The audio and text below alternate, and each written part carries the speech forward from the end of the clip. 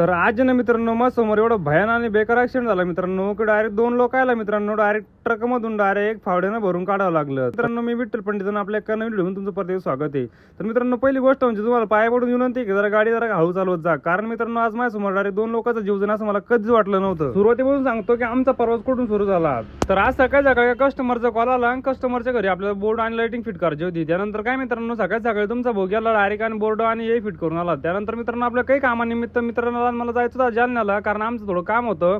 त्यानंतर काय मित्राला कॉल करून दुकानला बोलून घेतलं. त्यानंतर निघालो आम्ही डायरेक्ट जाफराबादच्या दिशेने, कारण आपल्याला जाणं होतं जाफराबाद साईड ना, कारण जाफराबादमध्ये पण आपल्याला काम होतं. जाफराबादचं काम कम्प्लीट करून घेतलं. या कार्यकर्त्यांना काही जेवण करायला नव्हतं. हा मला काकडी खायची म्हटलं, काहीच अडचण नाही, याला 2-3 काकडे घेऊन दे म्हटलं, 1-2 मी पण खाईन. त्यानंतर काय याला काकडे वगैरे घेऊन द्यायला.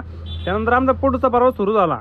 10-15 किलोमीटर समोर जात नाही तर आमचा बादशाह म्हणतो की ऊन जास्त तपुरला म्हणे, आपण रस घेऊ म्हणे. म्हटलं काहीच अडचण नाही, तू काही 5 असेल तर. त्यानंतर काय उसच नाव घेतलं आणि डायरेक्ट बादशाह खाली उतरला ना. त्यानंतर काय रस घेस पिऊन घेतला आणि आम्ही पुढे निघालो. जालन्यामध्ये आल्यानंतर आमच्या आरबी कूलरचे मालक आमची जरा मजा घेत होते. तुमच्या डोक्यातलं हेल्मेट ओरिजिनल आहे का नाही म्हणे. मी पाहतो म्हणे, तुमच्या डोक्यात टायमी टाकून पाहतो म्हणे. मी म्हटलं काहीच अडचण नाही, आता टायमिंग तुम्ही काही बी टाकू शकता म्हटलं. त्यानंतर काय मित्रांनो शेटकून मला आपलं बुकिंग करून घेतलं, निघालो आम्ही पुढं. आता व्हिडिओचा मेन पॉईंट आला होता. आता ऍक्सिडेंट कोणत्या कारणामुळे झाला सांगतो मी तुम्हाला. ड्रायव्हरला मित्रांनो देवा दिसती सोपी, पण मित्रांनो एवढी अवघड नाही त्याला माहिती राहतं. तर मित्रांनो एवढं मोठं झाड डायरेक्ट खाली पडलं ना, अक्षरशः माझ्या समोर डायरेक्ट 2 लोकांचा जीव गेला. आता काही लोकांचं असं म्हणणं आहे की हा माणसाला रात्रीची झोप होती, काहीच असं म्हणणं आहे की हा माणूस पेल होता, काहीच असं म्हणणं आहे की नवीन होता. तर मित्रांनो याचं कारण मला पण माहिती नाहीये, पण मी यायच्या अगोदर एक जस्ट अर्ध्या घंट्या अगोदर हा ऍक्सिडेंट झाला होता. ऍक्सिडेंट होऊन मित्रांनो अँब्युलन्स येऊन यांना दोघांना घेऊन गेली होती.